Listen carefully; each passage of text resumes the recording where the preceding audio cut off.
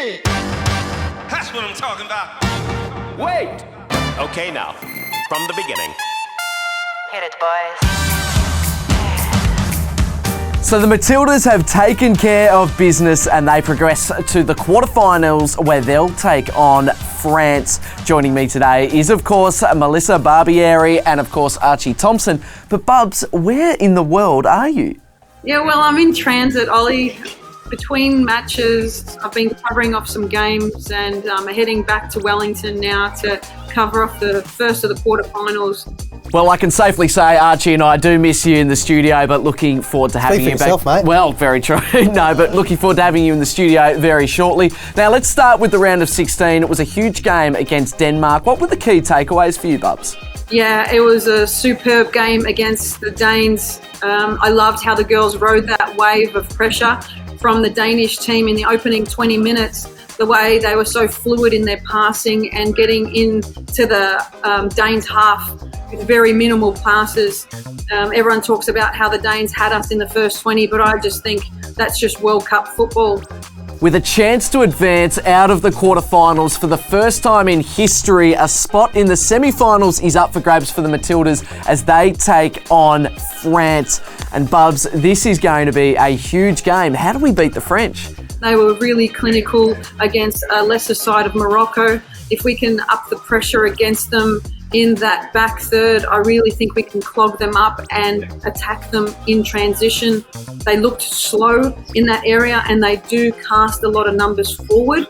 Will they do that against us? I do not know, but I really feel like there is a moment here where we can transition on the diagonal and catch them out, much the same as we did against Denmark.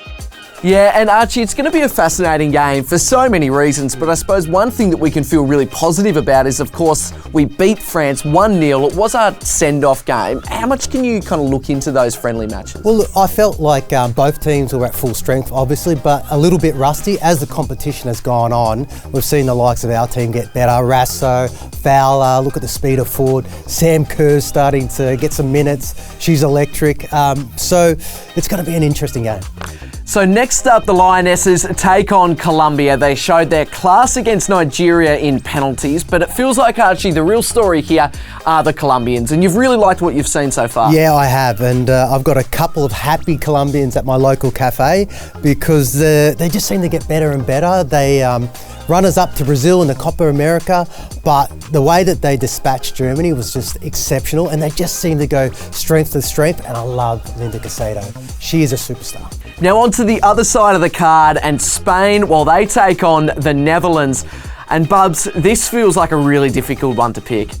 I do think Netherlands have the experience up their sleeve. Spain looking a little bit lackluster when they are attacked, as we saw against Japan. So I'm wondering if the Netherlands has viewed that video and see how they can capitalise on the Spanish weaknesses.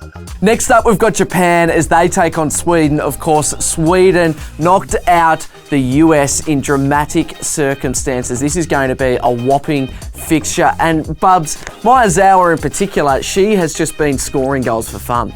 Two clinical sides when they're in front of goals. And I feel like Miyazawa has more in her bag. She's such a quick player, and then just her composure in front of goals. If she can get in any one-on-one situations, she'll look to slot home. But as we saw, Musovic from Sweden had a big game against the US. She'll look to have another one this game. It's going to be a great fixture. Now, before we get to our final predictions, we just want to ask you, Bubs, we've never left the quarterfinals before. What would this mean to the nation?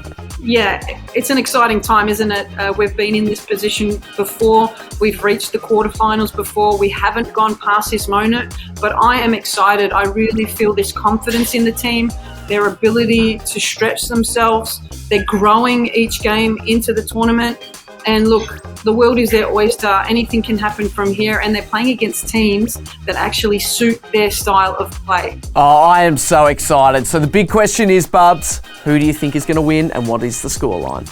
Well, of course, I've got to say the Tillies, right? 2-1, and I'm going to go forward again. Oh, I don't mind that one. Archie, what do you think? Well, I'm definitely going to go to Tilly's. I'm going to go 2-1, but for me, I'm going to go Sam Kerr. I think she's going to pop up and score a goal. It's going to be a great game. I've got a bad feeling maybe. I hate to do this, but I reckon the French are going to get over the line. I'm thinking it's going to be a 1-1 game going through to penalties, and they're just going to pip us at the post. But I hope that I am wrong, and I hope the next time that we come to you, hopefully we're through to the semi-finals. You know, I like to put spins of positivity. You've really brought the negativity on this. Sorry. That's okay. Imagine what you could be buying instead. For free and confidential support, call the number on the screen or visit the website.